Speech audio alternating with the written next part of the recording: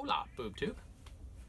I felt that I needed to introduce this newest video of mine because it's a bit of a different build. This is another model kit build. I've only got a couple posted in my model playlist or whatever so far. The Kenmore truck, and then the big rig, and then the little red pickup truck.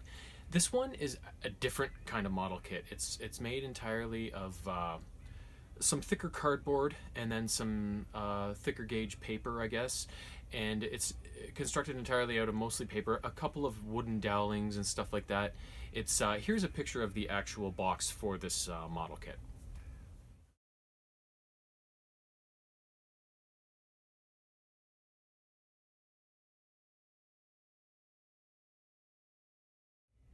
As you can see, it was produced by Revit, which back in the day they were responsible for making those 3D puzzles and stuff like that. I'm not sure if the company's still around or not, but they definitely made some pretty cool products back in the day. And this, I felt I also needed to introduce this because it is a bit different of a model build, but it's also, I have had this model kit in a Rubbermaid bin moving with us from house to house over the years, because my Aunt Sue gave it to me for a family Christmas back when I was in high school. So like early to approaching the mid 90s. So this thing has been in our household waiting to be built for 20 something years, I guess now. So, or close to it, I guess. No, almost 30 years, I guess. Oh, my math. So it was just it's pretty complex, and it's outside my normal wheelhouse of plastic model kits.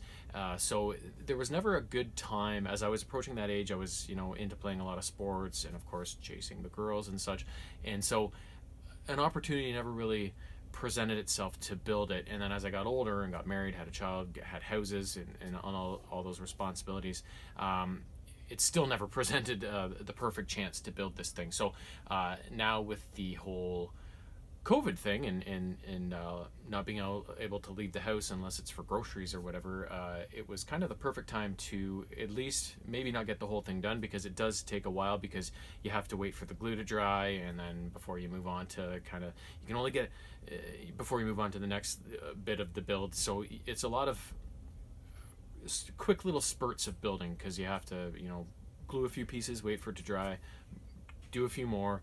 So it's a lot of quick little sessions that you can do.